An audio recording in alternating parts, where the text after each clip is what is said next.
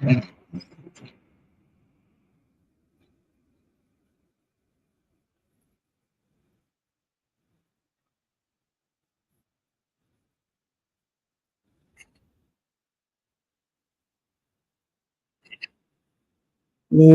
hello everyone, and welcome in to our program tonight.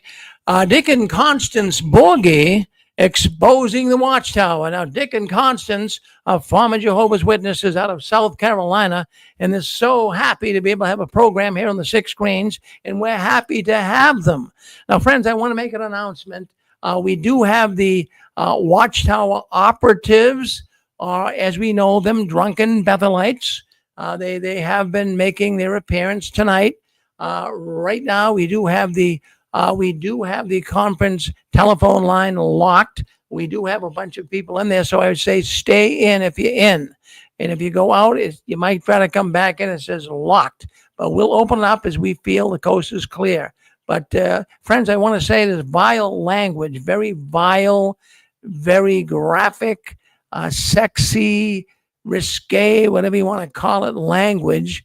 So kind of bear with it. I get them off as fast as I can. But the platform that we use here, we allow everyone to call in. And when you are looking at, sometimes 50, 60 people at a time on a computer screen, you got to kind of trace down who's doing this talking. So it takes sometimes upwards of a half a minute. So just bear with us, block your ears, and eventually we will get them off. But in the meantime, let's bring our good friends Dick and Constance Borghi on. So here they are right here. Hello, Dick and Constance. Hey, Rick. Hey, Rick. Yeah. So, boy, I'll tell you, we should all, I wanted to mention during the last program, that I have a calmness that has come over me. And I wonder what is happening here. I really do. I was sitting down with my wife, Susan, today. I said, Susan, why am I so calm? My whole demeanor has changed. But what it has to, I think what's doing it, I really do. I feel so good. We are seeing the Watchtower collapsing. They are on life support. As we say, they are hemorrhaging right now. And we'll be talking a little more about that on JW World News later. But we're glad to have you on. And I'm going to cut out of here. And I'm here if you need me. We'll give you a little more time tonight because we had the intruders and had to cut into the earlier program. So you can go for about an hour from here, and then we'll bring you on, okay? I will bring good. Okay, good. All right, I'm going to cut out of here myself. So let me. Is there any sound? Go ahead, honey. You didn't introduce us yet. Yeah, we're good. We're good. Are we on? Can anybody hear us? Yeah, you're on, Dick. Well, I'm disappearing and let you do the program. So I'm out of here. It's all yours. Well, good evening, everybody, and thank you for joining the Dick and Connie Show. We're absolutely delighted to be here. When Rick opened up our segment, he said that Rick and Six Screens family is very happy that we're on. And I got to say, we're thrilled to be on. Every time I finish a program on Six Screens, I'm just so happy and content, and I feel like I've accomplished something. Me and Connie have been involved in a series now about mental health in the Watchtower. And I've been talking the last couple of weeks on PTSD, post-traumatic stress syndrome. Excuse me. And it's my opinion that the majority of Jehovah's Witnesses are suffering this mental disorder, and it's taken their happiness away, and that they're miserable.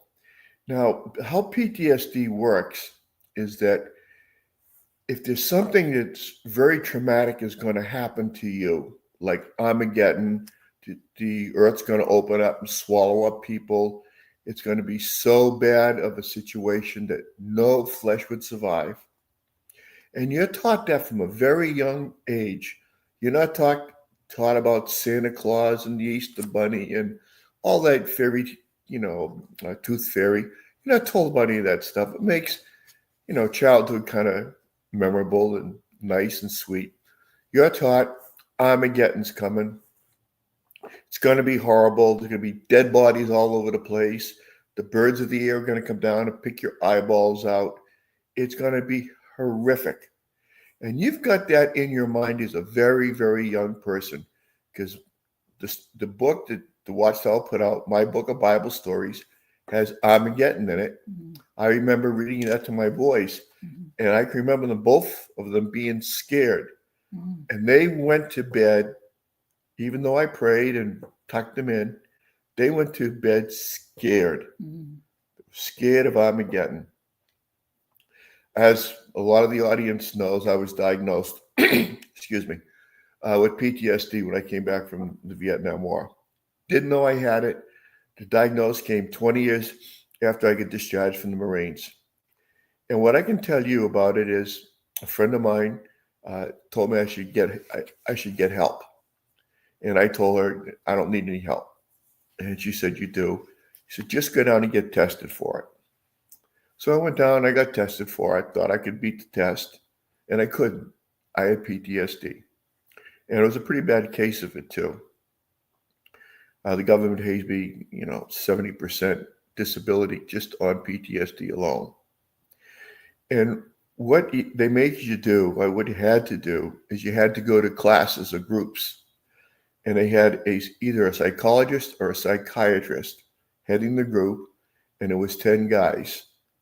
And what they do is they made you tell your stories, combat stories, stories about them getting wounded or their buddies being killed, their bodies being blown up, all that stuff that goes with war.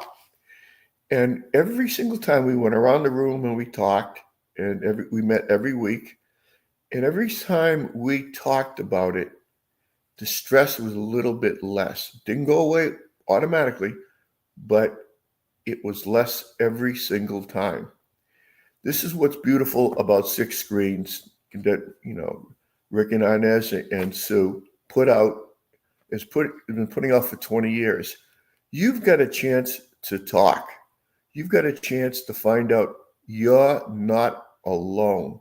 There are a lot of people that suffered the same way you did. As most of the audience will know, I've been disfellowshipped since 1990, and I've been on Six Screens for 20 years. And I've heard all the shows. I've heard all the people commenting. And every time I did, I say, "Yeah, I'm not alone. I can't be that bad of a person." It's the Watchtower that's the problem, not me. Yeah, I'm an imperfect, sinful person, and I've committed sin. But taking it to the elders was the biggest mistake of my life, because they end up disfellowshipping you when I went and told them what I did. That's the way Jehovah's Witnesses do things. And it's quite political. It's quite political. Don't want to get a whole lot into my story, but because I've stated it so many times on Six Screens.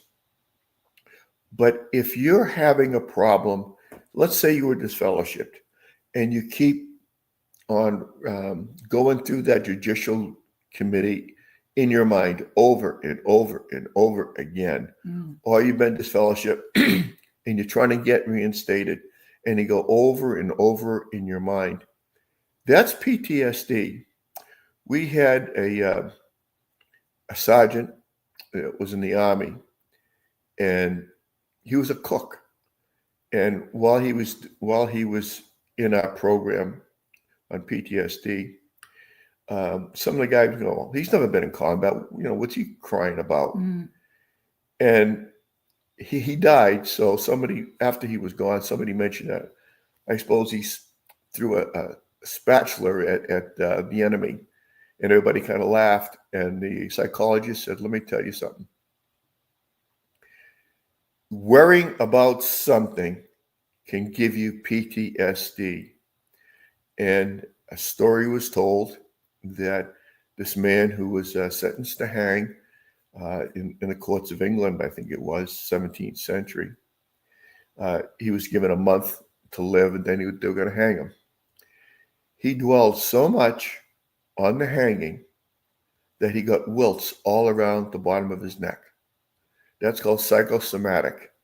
You might not realize that you have PTSD, but I venture to say the far majority of Jehovah's Witnesses that believe that Armageddon is going to come and it's going to be so bad that no flesh will survive, and you're worrying about that day in and day out, day in and day out. Sometimes you don't even realize you're doing it. Well, even when you're dreaming. Even when right? you're dreaming, Mhm, it's in, yeah, exactly. mhm, It's in the back of your mind, mhm. and you don't even realize it. I didn't realize I had PTSD. There's nothing wrong with me. I can handle this stuff. You know, seeing people get killed, I expected that. It's a war. I'm in the Marines. What do you expect? But with children, Watchtower inculcates that in their brains when they're Yes, little, Rich, that's especially when right. they grow up in the cold. It's a totally different situation. They didn't go to war, but it's still the same process of Mhm. what's going on in their brains. What's so beautiful about Six Screens is you have an opportunity to call up and tell people your story. And every time you do, that stress is going to be a little less. It absolutely is going to be a little less. Mhm. And that's, It helps to heal your soul and your spirit. yeah. You know, Rich, that's the thing about it. That's what's so beautiful about this show. Maybe we can talk about disfellowshipping too, huh? Yeah, How I that ju- can create PTSD. I think that's really good. Mhm. I just one more Sure. point that I want to make on this. Mhm. There's a lot of great channels on Mm. YouTube. We were just listening to JT and Lady C all Mhm. day. Fabulous people, fabulous people. Well researched, very articulate. Both of them. They present extremely well. Let's say the website, Rich, because there are new people. It's xjwcriticalthinkers.com is their website, and their YouTube channel is xjw critical thinkers. I hope you all can get on it. There's a lot of other ones. Oh, yeah. Vance up in Canada is good, and JW Analyzer is excellent. Mhm. There's just so many of them. But brothers and sisters, I'll tell you, if you've been disfellowshipped or you're on the fence getting in or out, you want to leave that organization because you're going to have nothing but misery in the back of your mind. So, Well, and it's nothing more than a corporation. yeah, As you really do your research, and we really do highly recommend you do your research, you will see that when they talk about leaving Jehovah, really what it is leaving the governing body. It's leaving the Watchtower Society. And the whole entire corporation is designed and run like a business corporation.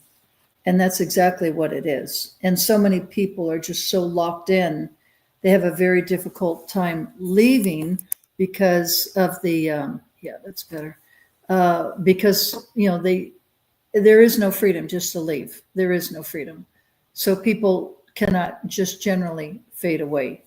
So people get disfellowship to get out, or they disassociate to get out, or sometimes they move and they just sneak out the back door and fade. yeah. But I would like to, when you're finished, Rich, is Okay. talking about the judicial process of Jehovah's Witnesses. So is this a good time? Yeah, excellent. Okay. So we only basically have an hour, and we'd like to share some information. And of course, we'd love to hear your thoughts too, as well. What's interesting in the Watchtower, we had studied in the early 70s. We didn't know each other, but The Truth That Leads to Eternal Life book was huge among Jehovah's Witnesses for many that came into the organization. Late 60s, say mid 60s, maybe late 60s for sure. For me, it was 67. early 70s, definitely before 75. And anyway, the point I'm trying to make is a lot of people studied and came in. Now, the organization has used many other publications as well, as you know. But the point I'm trying to make is with any of their publications, never ever do they ever discuss disfellowshipping, disassociating, or the judicial committee process. One thing that happened with me after I no sooner got baptized I've shared the story briefly before, but I no sooner got baptized, and it was about a month later, and I was having a Bible study with a sister in my congregation who claimed to be of the anointed. Her name was Janice Curtis. And anyway, I'm on this Bible study with her, and she happened to mention at the end of the study about disfellowshipping. I had no clue what she was talking about, because that was never, ever discussed in the Truth Book. It was never discussed in any of the publications when I was in for 12 years, and any publications since then. So I was like, what is disfellowshipping? So the point I'm trying to make is, the average JW, when they get baptized, unless they were born in and they've seen the whole process, right? They're born in and there was an announcement of someone being disfellowshipped, and then it's like, Mommy, Daddy, what's that? Well, we can't talk to them, Johnny or Susie. They're not part of the organization anymore. I'm talking about the overall, okay? When you study, this is never, ever discussed. And what's interesting is the general rank and file have no clue what's involved in a judicial committee process. Now, they do know that the brother or the sister, let's take an example of a sister, for example. She's called in to the elders, and there's generally 3 elders, right? And she walks in, and anyway, and this I thought was very interesting. I just found this out, didn't know it, so we wanted to share it with you. Well, we knew you can't record anything, right? They don't want anything recorded, so that's forbidden.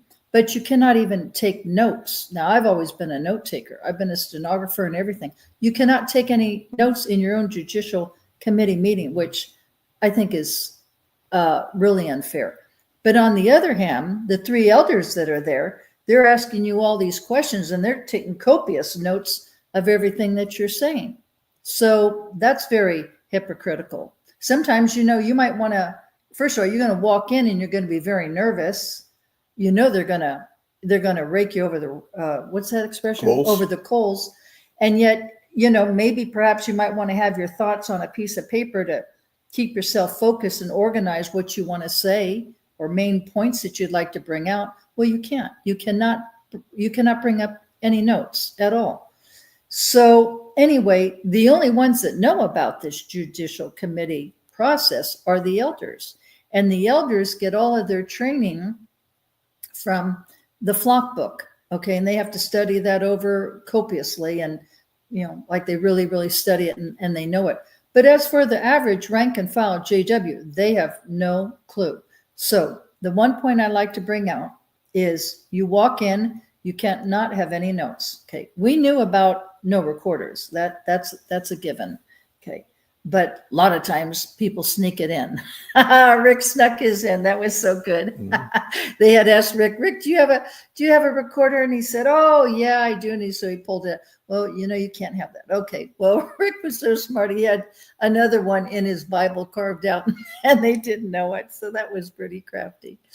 Anyway, and you're drilled all these questions that are extremely personal, that are even, personally, it's against your human rights. They don't have a right to ask you this.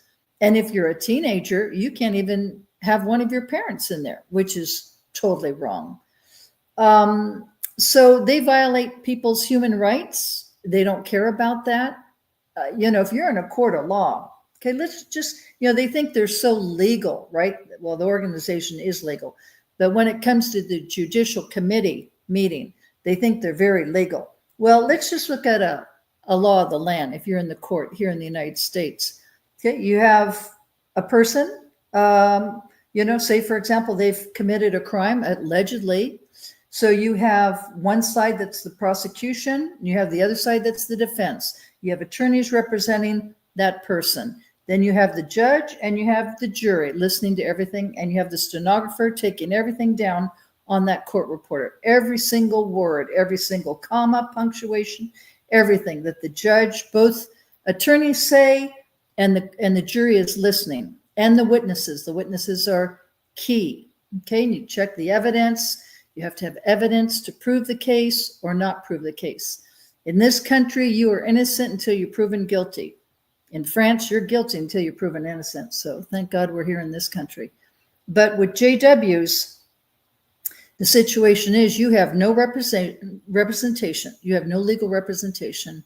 You cannot bring even your parents in. You can't bring any witnesses in. You have nobody to defend you.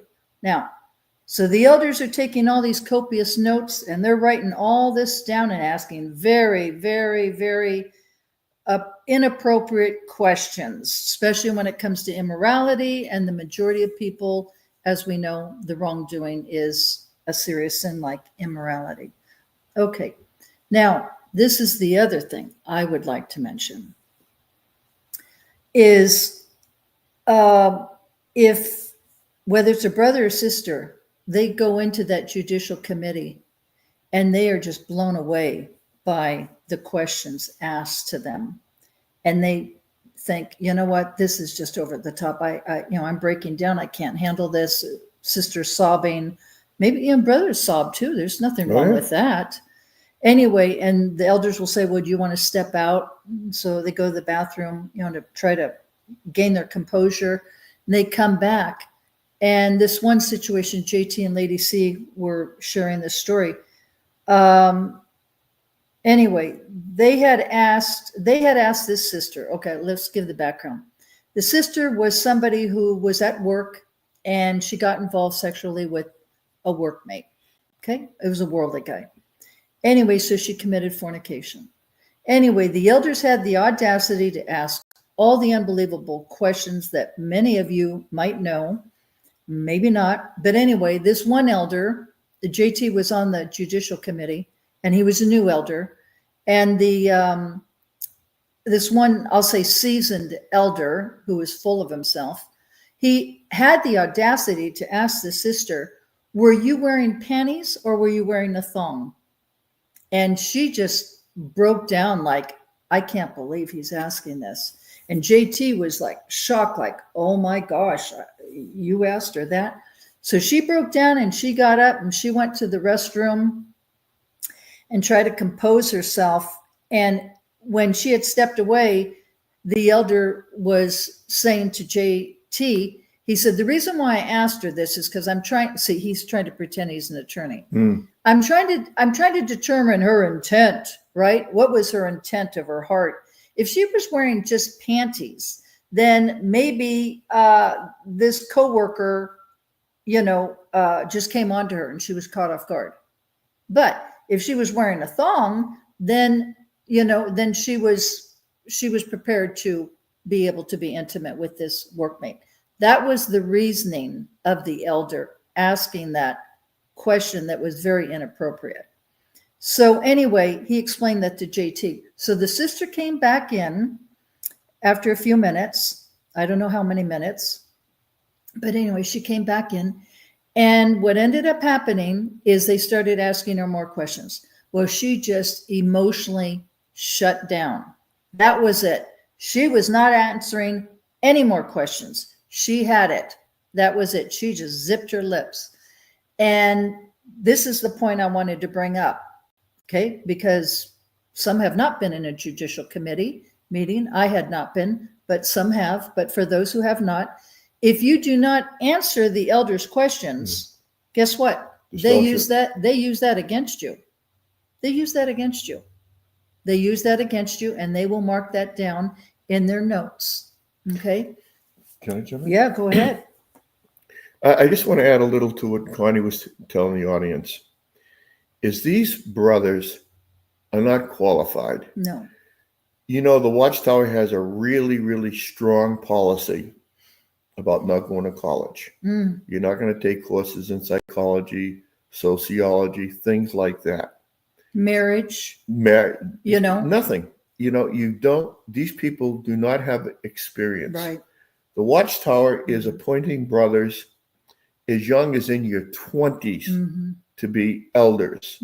When I think of elders, I'm thinking 60, 70, 80. Yeah, mature people. But, they're letting anybody, because when you're in the 30s, let's say, and you say, well, I've been appointed, in my case, a ministerial servant.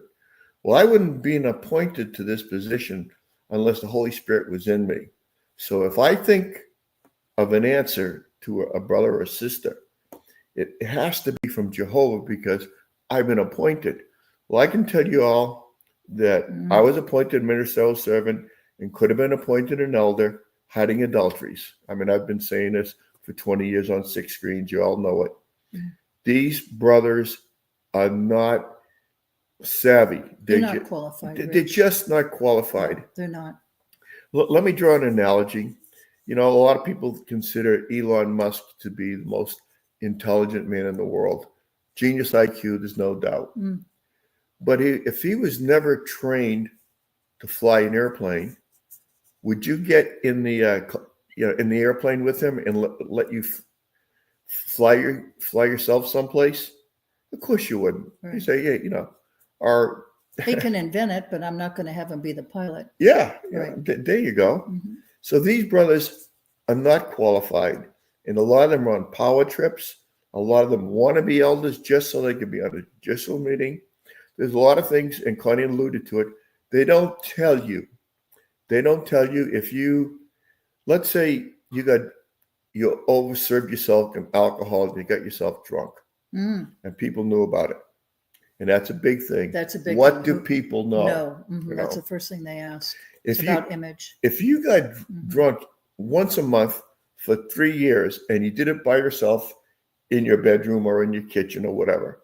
Not on a night when you're going to the meetings. Yeah, no, no, Right. right. So nobody knows Like a but Sunday you. night or something. Yeah. You can slide. Yeah. But if you're a person, and this happened in my congregation, I knew the brother. About 10 years ago, he got drunk, and all his family members were witnesses. Yeah. They turned him in. He got private reproof. And maybe 5 or 6 years later, he overindulged himself, and he got drunk.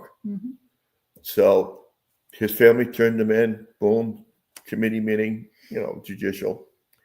And they put him on public reproof because this is strike number 2. A 10-year interval. And he said, I really wasn't that drunk. He said, yeah, I probably overdid it. I probably wasn't legally able to drive, but I was feeling good, but Maybe I wasn't drunk. Just a buzz. But yeah, I got a buzz. And his family, oh my God, he's had 3 beers. Yeah. Call the elders, right? Yeah. They just fellowshipped him. Because of third strike. Yep. Yeah. You don't even know that that's People part don't of even know that, Rich. That's part of their policy. Right. That's right. part of their policy. Right. The elders know this, but not the average rank and file. So what's interesting with regards to this is, so this sister broke down and she was not going to answer any more questions. And, you certainly can understand that. So they had her step out and they made, talk among themselves and basically said she was going to be disfellowshipped. And she came back in and the announcement was made to her. And, oh, no, excuse me. I take that back. Let me back up because I like to make sure everything I say is truthful. She came back from crying and trying to console herself in the restroom. When she came back into the judicial committee meeting, she stopped talking and she just said, that's it. I'm not answering any more questions. And she walked out. She walked out of the Kingdom Hall. That's what she did. JT said that. So because of that, she was disfellowshipped. And the 3 elders, had their little notes. They have an envelope and they put their little notes, all 3 of them, into this envelope, seal it, and says disfellowshipped. And that's exactly what happened. Now, why do we bring this up? Well, because first of all, the majority of people are not told what goes on with this judicial committee process. Only the elders know, number 1. Number 2, is it really keeping the congregation clean? How do you keep the congregation clean when you got plenty of elders who are pedophiles? Okay. Yeah. All right. So no, it's a very cruel and evil practice. And you lose your family forever, friends that you thought were your genuine friends. Okay. So how does that connect into with PTSD? Well, because many people are taught, well, because what I did, Jehovah doesn't love me anymore. And I'm just a scumbag. I'm an enemy of Jehovah. I'm an enemy of Jehovah and I'm a total scumbag. And Watchtower loves to put labels on people in terms of, that you're a horrible person, you're disfellowshipped. And what ends up happening is people carry these labels through the rest of their lives. And they don't, and then it's like, oh my God, I'm a victim of this organization. How do I rise above this? How do I crawl out of this dark hole and have some kind of productive life that has meaning and purpose and joy and happiness? And the thing is, it is possible. It truly, truly is possible. Watchtower is very, very evil. They do this intentionally to try to destroy your character. And it's not that God doesn't love you. That's a total lie. I have to say that from the very get-go. And unfortunately, a lot of people that leave the organization, if they've been disfellowshipped, they lose any kind of relationship with God or Jesus Christ or the Bible. And Watchtower has totally done their job in destroying people. I'm sorry. Yeah, They put you, if you're disfellowshipped and you take this stuff serious, like I did when I was disfellowshipped, you go into deep, deep depression. Oh yeah, big time. Your former wife won't talk to you. Your children don't want to talk to you. My sister didn't want to talk to me. Friends I had at the Kingdom Hall didn't want to talk to me. And they put me out of the congregation because I was a threat to the spirituality of the congregation. When in fact, the reason I confessed the adultery was because, just listen to me for a second, was because of the Aiken theory, where if somebody has committed a sin in the congregation, a serious sin, and adultery is a serious sin, that the Watchtower teaches, at least they did in the 1970s, 80s, in that period of time. Now they change all their teaching, but they were teaching that the Holy Spirit gets taken from the congregation, and everybody, everybody's spirituality is in jeopardy. The elders are going to have to do an investigation. They never explained how they conducted that investigation. Right. They're going to find the evildoer. They're going to throw the evildoer out of the congregation, and then the Holy Spirit will come back to the congregation. That is the biggest line of BS. Yeah. But you know what? I bought into it, and a lot of people bought into that. So you go into deep depression. When you go into deep depression, you just don't care what you do. You drink too much, who cares? Smoke a little weed, who cares? I'm disfellowshipped. Jehovah hates me. My children hate me. Right. My former wife hates my sister. Everybody hates me. I'll never make it into the new system, right? I am no damn good at all. But you got to think. You got to think about this. You know that story, I think it's in Matthew, where Jesus puts a line in the sand. They want to. Oh, yeah. Matthew 6. Matthew 6, exactly. They want to stone this woman because she had immoral sex. Well, she's supposed to have allegedly committed adultery. And that's the Pharisees. Immoral sex. Yeah. And the Pharisees wanted to stone her to death. Took her outside the city, and they're going to stone her to death. Right. So what is she? Jesus kind of stops them and says, "He who's without sin, cast the first stone." Right. Well, at least the Pharisees and so forth had enough respect for Jesus that they dropped their stones and took off. Yeah. And so he tells her, "Go, sin no more." Right. He says, "I don't even judge you." And he's Jesus Christ. Right. He doesn't judge. Right. He just says, "Go and sin no more." I think of Peter. There's a lot of things in the Bible. You think of Peter. Oh, he denied him 3 times. Huh, Rich? Yeah, but I was getting to that. But before he denied him 3 times, the Roman army led by the Pharisees and the high priest, they come up to the garden, where Jesus was praying. Yeah.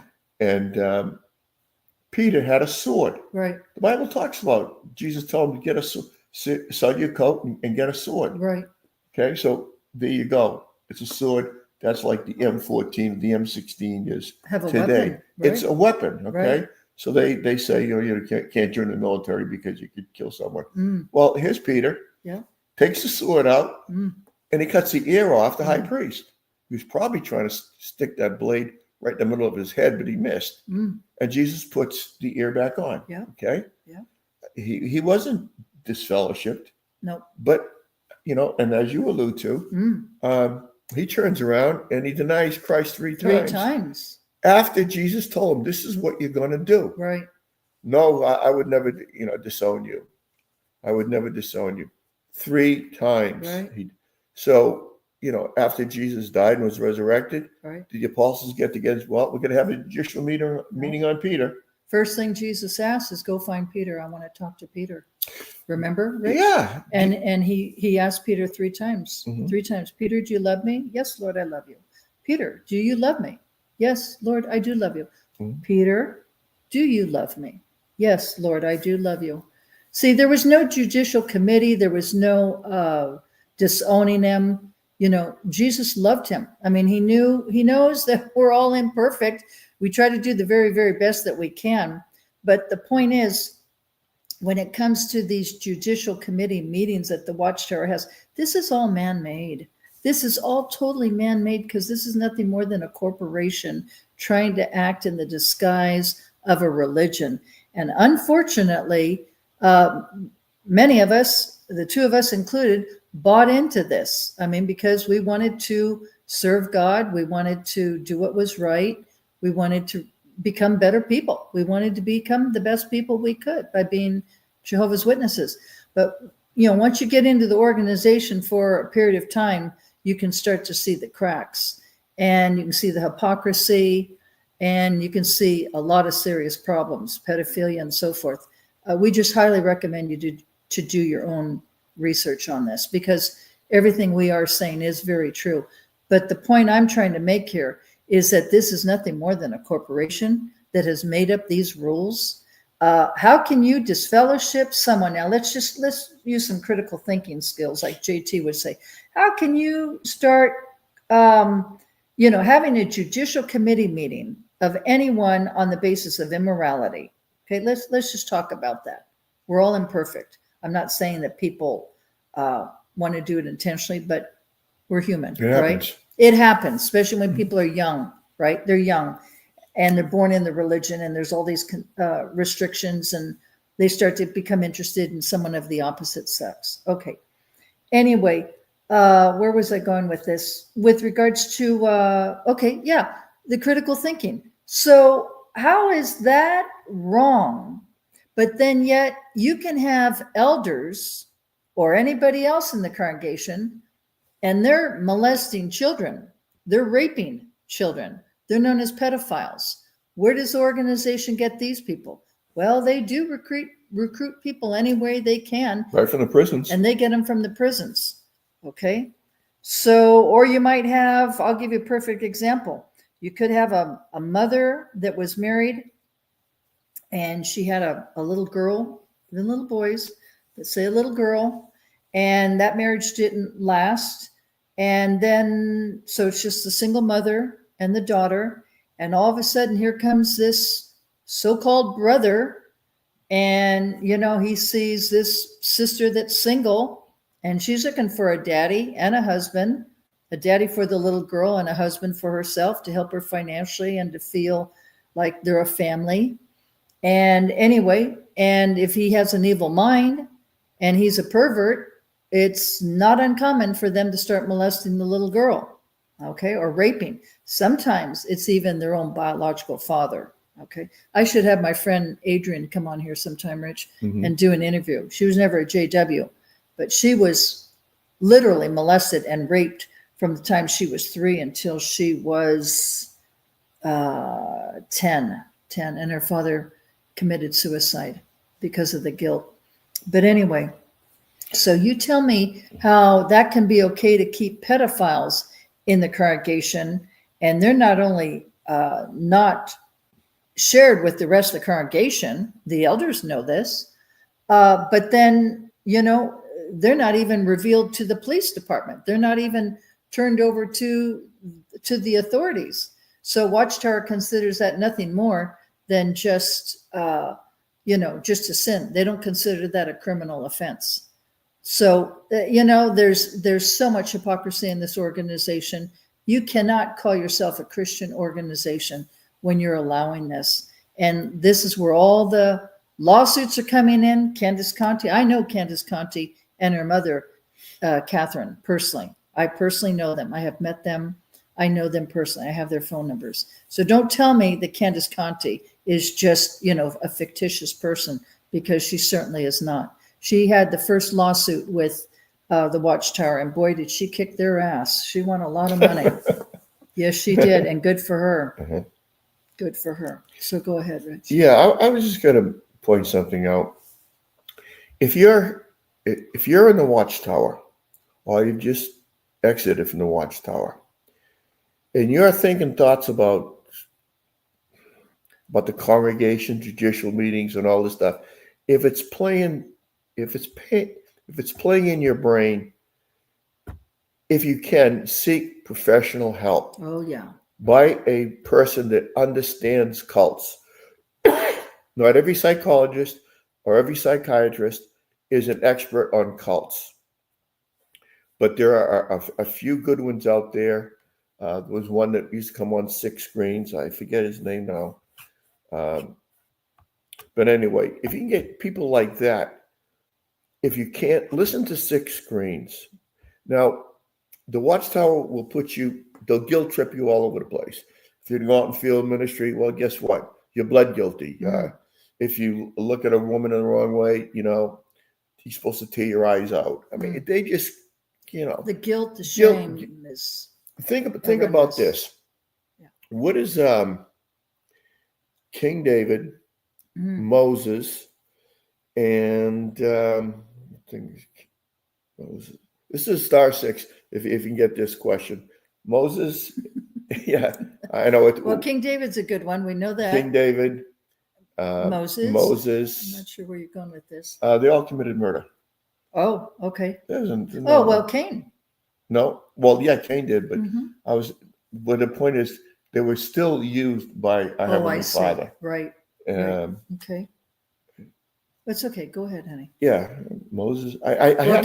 King David's the greatest one. Indirectly. I mean, he was lusting over Bathsheba, and then they had a baby together, and he had Uriah, her husband.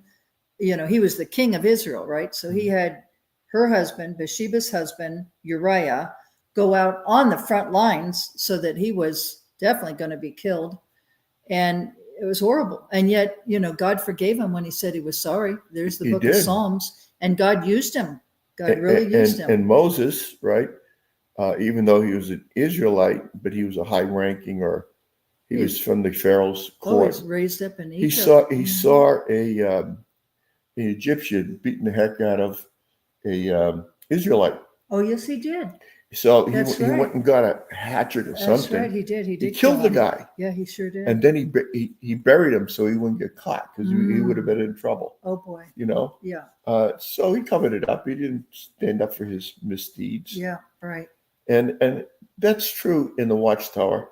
You've got a lot of elders that did a lot of stuff that was wrong. Double standards, watching pornography. Double stand all over the place. There are a lot of elders that are watching pornography and don't think they're not. And it says in the circuit overseers, don't think they're not. In the elders they book, are. Yeah, you just don't know it. If you committed adultery and you're an elder, and 5 or 6 years passed, and nobody knows about it, right? You can stay in your position. See, that's a policy, Rich. Yeah. There's nothing in the Bible that teaches that. That is a man-made policy. Why? Because it's a man-made corporation. That's all it is. Okay, we've been talking for a little over a half hour.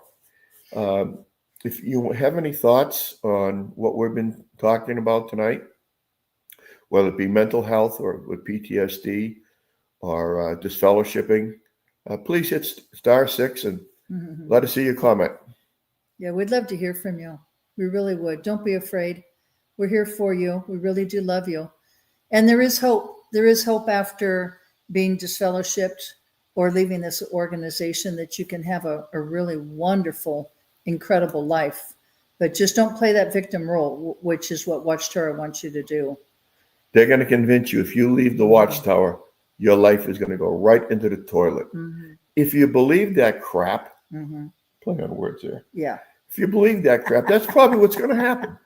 But if you say, I can rise above this, I spent 25 hours a week or 30 hours a week, going to meetings, studying for meetings, go out and field Oh, service. boy, did we ever. I'm going to go get a college degree Mm. and go out and get it. Yep. You know, it's not that hard to do.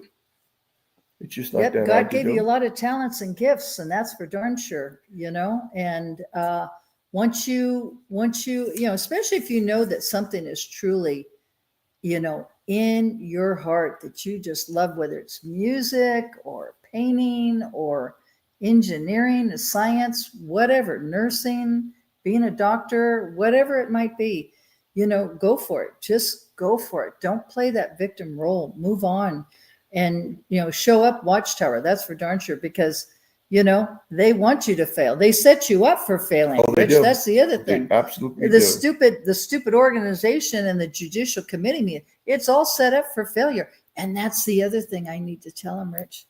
When you walk in, now JT didn't say this. I learned this from an elder. Don't know if I should say his name. Joe? No, it's not Joe. No? We love Joe. We Yeah. love everybody. We really do. But it's Bob Gray. You know Bob. Very well. Rick knows Bob. And I met Bob at down in Sacramento, Witnesses for Jesus conference. And anyway, he had been an elder in the organization for many, many years. And he told me something very interesting. This is another thing that they don't tell you. Only the elders have the lowdown on this one. And it's when there is a judicial committee meeting and you walk in, you know, you're thinking those elders, rank and file, you're thinking, oh, they're just going to be so loving and so kind, and they'll understand. You know, they're the shepherds of this flock. I'm one of the flock. And they're going to listen to me, and they're going to, you know, give me good counsel, scriptural counsel. Well, that's what they teach you on the platform, okay, with the talks. But that's not the reality of it. The reality, Bob Gray said, when you walk into that judicial committee meeting, those elders, whether it's 3 or 4 of them, all of them have already made up their mind about what they have decided, whether you're going to be disfellowship, publicly reproved, privately reproved. They've made up their mind before you have walked into that room. Isn't that interesting? And he said, most JWs don't know that. And of course you don't know that, because they don't share that with you. And that's why we're sharing that with you tonight, so that you know. Now, if you've done something wrong, you don't need to go to 3 men. All you need to do is just say you're sorry to Jehovah. That's it. It's between you and them, between you and Jehovah. You don't need to ask for men's approval, period. That's it. That's right. You know, the mediator for our sins is Jesus Christ. That's right. It's not 3 guys No, it's not. that sometimes they're not qualified. Some of them aren't qualified for anything. Well, like They really JT aren't. said, some of them work at Piggly Wiggly. Yeah. And Piggly Wiggly, we're in the South now. Piggly Wiggly is a grocery store. Yeah. So what do they know about family relationships, or what do they know about marital relationships? Or come on, let's get real, people. They don't. They're not trained for any of that. Even JT had said that. He was shocked when he went to that. That was like his first judicial committee meeting. He thought, oh my gosh, you know, one of his first. Oh my gosh, you know, how do you handle this issue? They're not prepared. They're not trained at all. So maybe we can just open up. If somebody would like to call in, and *6. share some thoughts. Yep. Can we get someone to call in? Rick, are we muted or something? Or Rick, are you there? Oh boy. Rick? can anybody hear us? Because it's pretty quiet. There we We go. can all hear you. Go ahead. Okay. Hello, hi. Go ahead. This is Lee from New York City. Hi there. Lee from New York City. Yes, hi. Honey, hi. Hi, Dick. How are you both? We're wonderful. Just really enjoying our marriage and our beautiful new home. Great to hear from you, honey. That's wonderful. Oh, great to hear from you both, too. I'm glad that you both have this show and a topic, because it's not only timely, but it's timely also because since these crazy videos on the regional conventions, which people say are the worst videos that Watchtower has posted, Ah, per capita right now, in comparison to the other ones long time ago, since the bunker ones in 2016. yeah. They're saying that it seems like as though since they want, like you said, the organization to snitch, like mainly the Peonies, Super Peonies and whatnot, to snitch on each other. Yes. It's like they probably want, hoping, and hopefully not, but you never know, that they want to see the, a whole bunch of witnesses who are even questioning, even picking, probably being brought up to elder bodies and have Yes. shoot committees and all this other kind of garbage and causing more problems.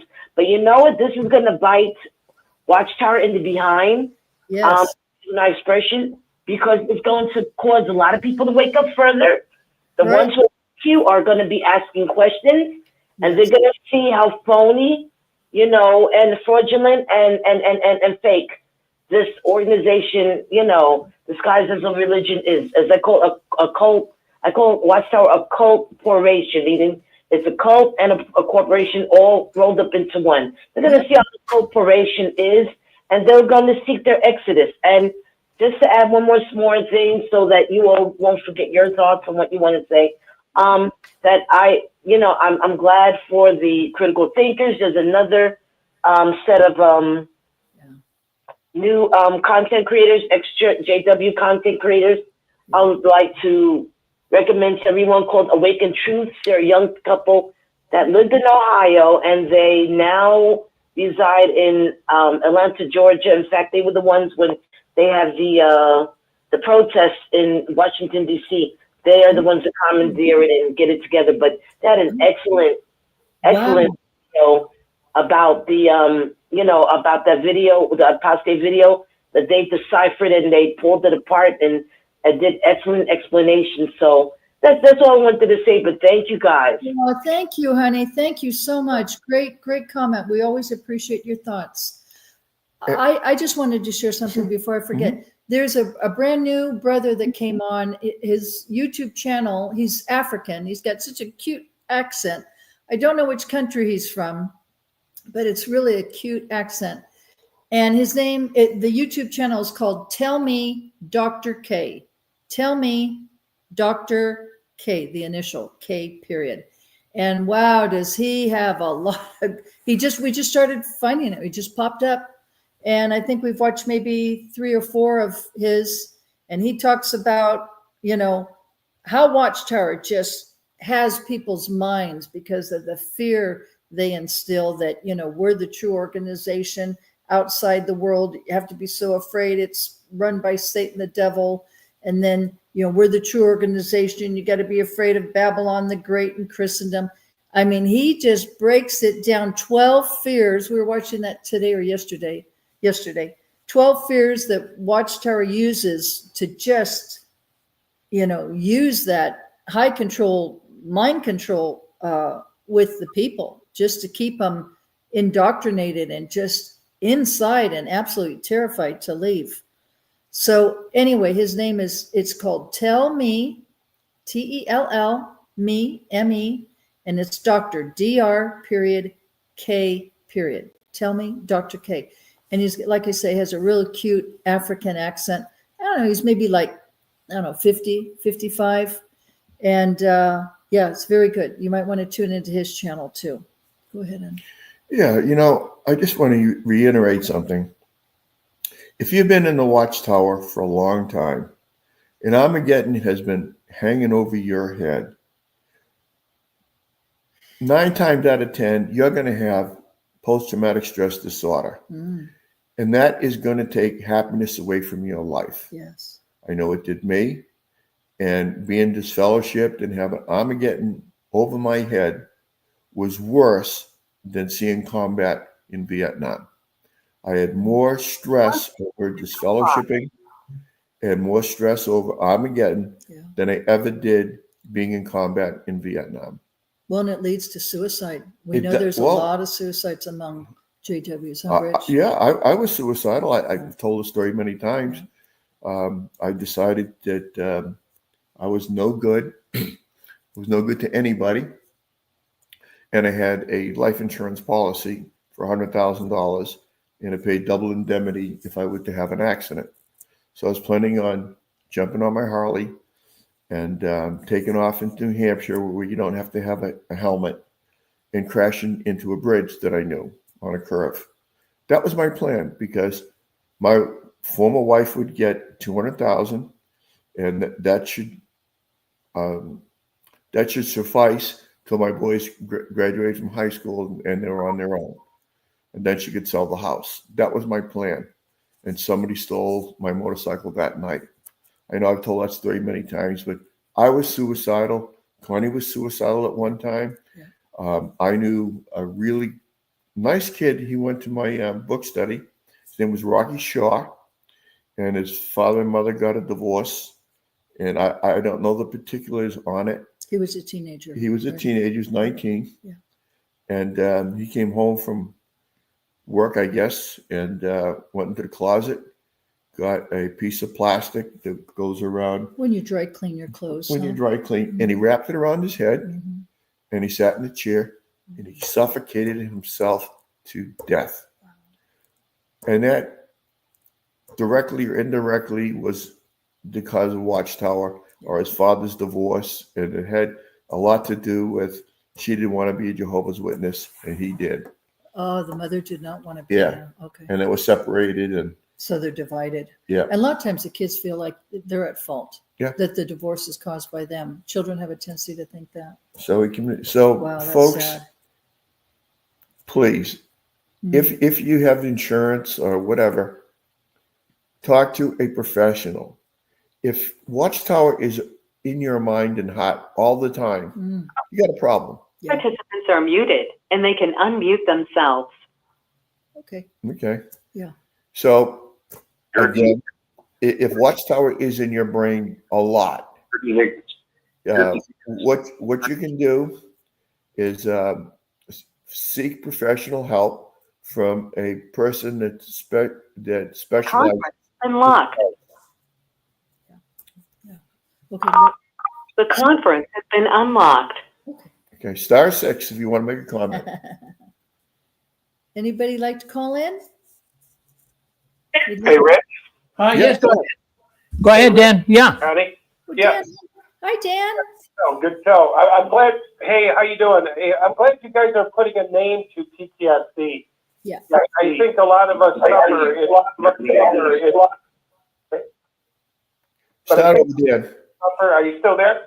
Yeah, we're here, Dan. The conference has been locked. I don't know what it is. It's an internal. It's fear. It's panic. The conference has been unlocked. You know, when you were in Vietnam, you know, you were afraid of the bombs. You'd hear a bomb, and when you got out of there, that same trauma would happen when other things similar like it happened. And Yeah. I think I had PTSD for years and didn't know it. I Right. really do. I even worked through some of it, but I was so scared of Jehovah. I was so scared that Jehovah was going to reach out. I had a convertible, and I was riding down the road, and I kept having this thought that Jehovah was going to reach into my car and pull me out and crush me under his feet, because it says, you know, we return to the mire, you know, we're pigs, you know, we're all of these things. We were programmed, and so when we left, we carry all that with us, you know. And honestly, you know, you guys were talking about the show, Rick's show. It's a place where we can heal, and how we heal on this show is we get to talk, we get to cuss, we get to do whatever we got to do to get the shit out of us. And, you know, my brother didn't do that. My younger brother got out, and he just died, The conference has been locked. passed away in his sleep. Oh, And The conference has been unlocked. oh, well, sorry, Dan. Oh, yeah, he died at 62, the same age as my dad. My dad died of shame in the organization, same way. wow. But, yeah, he wouldn't talk about it. He was out, but he wasn't out. I know there's a name for it, but he was physically out and mentally in. Mentally in. Yeah. Right. Out the Bible stuff. What is it called? POMI. Physically out, mentally in is a POMI. POMI. POMI. Yeah, he would. Yeah, that's right. He'd get defensive sometimes with me, and I'd say, hey, Paul, man, come on the show, listen, get validated. A lady that was a therapist told me years ago, if you don't have somebody say, I hear you, I understand you, and I believe you, you don't heal. And Right. that's what we do on this show. We say, I hear you, I believe you, you hear. That's why you heal in a. All participants are muted, and they can unmute themselves. Go ahead, Dan. Are you there? Now you get muted. So we're gonna get Dan on. They're playing with the control panel. Okay, I'm back. I think I'm back. Okay, we can hear you, Dan. Yes. Participants are muted, and they can unmute themselves. Go ahead, Dan. If you come on Rick's show, The conference has been locked. you're going to be able to be validated. The conference has been unlocked. It's huge. We take for granted these shows. We take for granted these. All participants are muted, and they can unmute themselves. Go ahead, Dan, please. Okay, we got people here, Dick. We're playing. Finish this one. Yeah, we'll work, Rick. We'll work through it.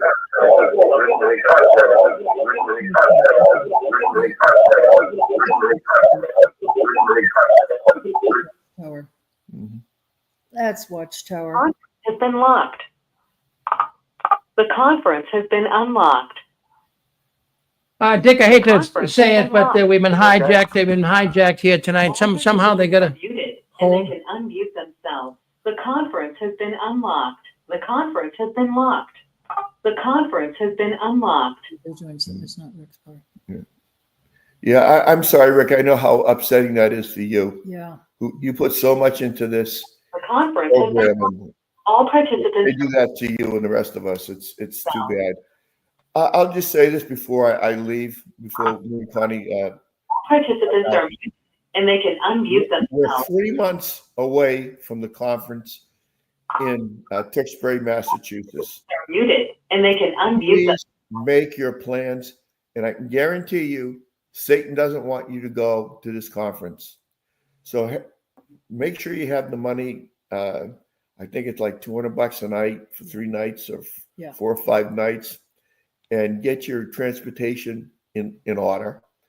Get your clothes ready, because you don't want to do this at the last minute. And I can guarantee you something's going to come up where you're going to have to put the money somewhere else besides your transportation or your hotel accommodations. So do everything you can to make this program. It'll do wonders for your mental health. Oh, definitely. And like Rick has always said, you will not want to leave when it's over. It'll be like a big, gigantic family reunion. Talk about healing your soul and your spirit and your mind. There's nothing like being with people who are like-minded, who can totally relate to the trials and everything you've gone through with being a JW and leaving. And you might get really, really lucky and find your future wife or mate. I got a wonderful wife, and what a wonderful marriage we have. And that's because of 6 screens. Yeah. Because of Rick Ferrin and the 6 screens. Yeah. Absolutely. Yeah. So if you show up to Tewksbury, Massachusetts, I guarantee you're going to be blessed. And I guarantee you when you leave, you're going to be happy. And, even if you can only afford like one day, one day's better than no time at all. And of course it will be live streamed. We have to share that because not everyone can make it, but you will be able to meet quite a few. We will be there, and oh my gosh, there's going to be Barbara Anderson. There's going to be a lot of people there that you'll love to meet. And like I said to Rick, we had a conversation with him the other day. When I met Rick, it was like I was just jumping for joy. When I came out to the East Coast, because I'm a California gal. All participants are unmuted. Jumping for joy. When I came out. Rich wanted to, he had all these different sites that I could see on the East Coast. I want to see Rick Ferrin. The brochures. That's all I want to see. I said, Rick Ferrin. that's very, very nice. But really what I want to do, I really want to meet Rick and Susan.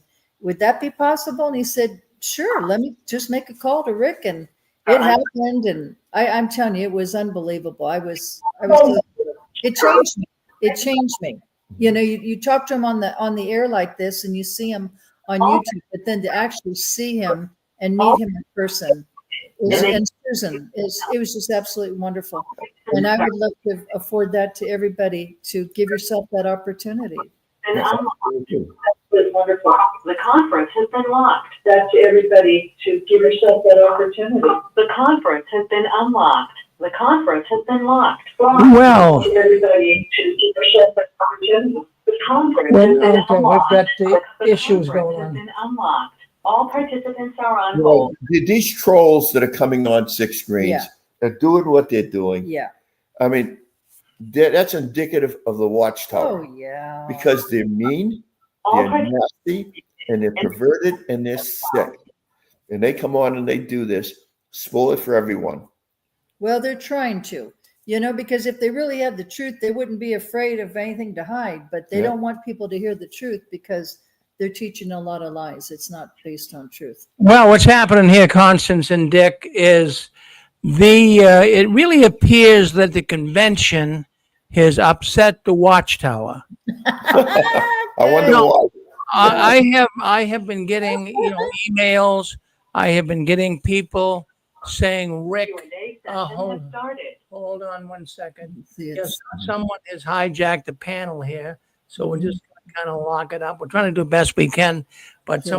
they're doing this. But I just wanted to say that what you have here is the Watchtower is terribly upset Mm. that there's the first big convention of ex-Jehovah's Witnesses. Yep. This is something that, the Watchtower for years has called us mentally diseased. We're returning to the vomit.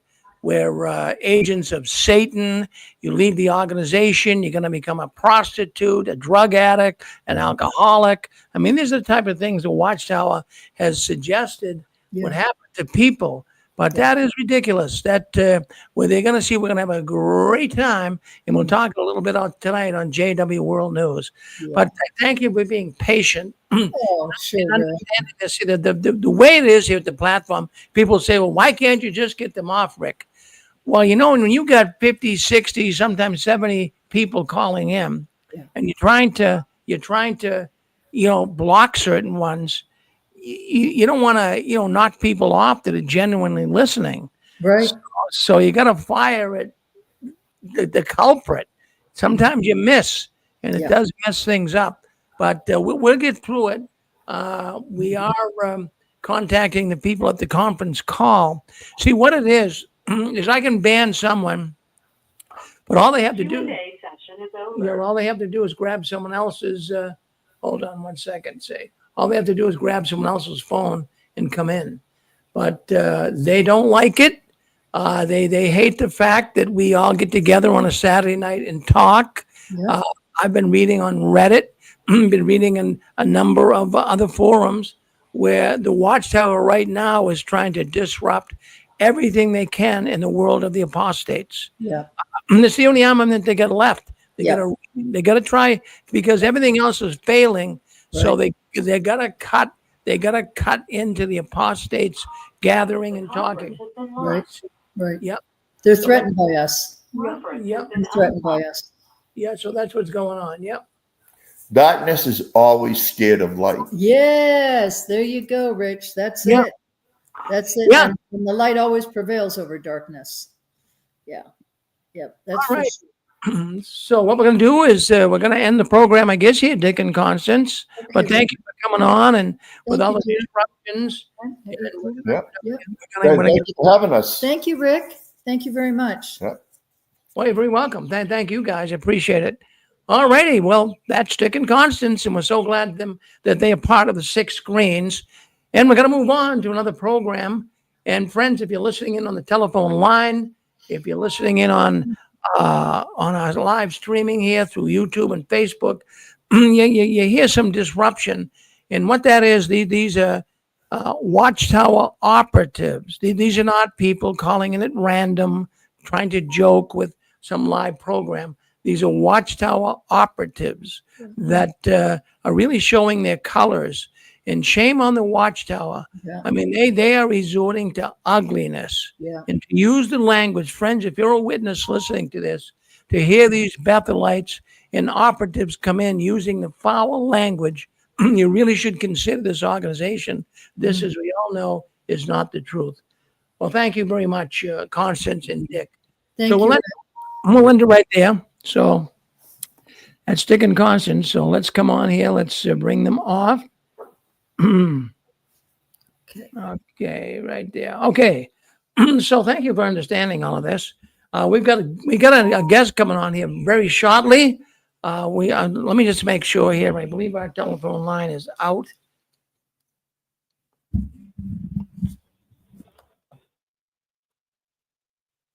Yeah, our telephone line's still on, so I hope people can still hear us, but I have this sort of mode now that's trying to protect people from coming in. So let's just let it go at that. I'm just going to open it up quickly to see if we are on. Hold on 1 second. Open mode. All participants are unmuted. All right. All right, good. All right, they're still on here. We just want to make sure that we got things under control here. Let's go to lecture mode. All participants are muted. Okay, so we'll just keep muted for a while and we'll go back to it. We're trying to do everything we can to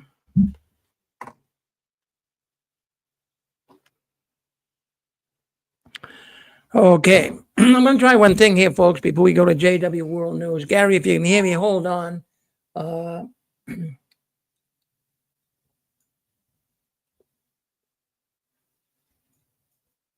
All participants are unmuted. Who would like to speak up? Anyone speak up at all right now? That would help me to know what's going on.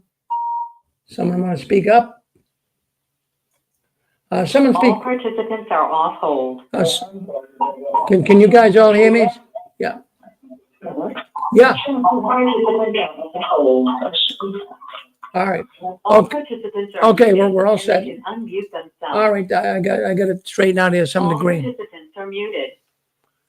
Okay. So anyways, you're all muted. I'm going to put you all on hold for right now. All participants are on hold. All right. So you can hear me, but you might not be able to speak up. So if just stay with us, we're going to go to JW World News. I don't have someone in the studio with me, so it's just me trying to multitask at the same time, do a program and make sure we keep intruders out. But anyways, let's go to JW World News. Let's end this stream right here. Stay with us.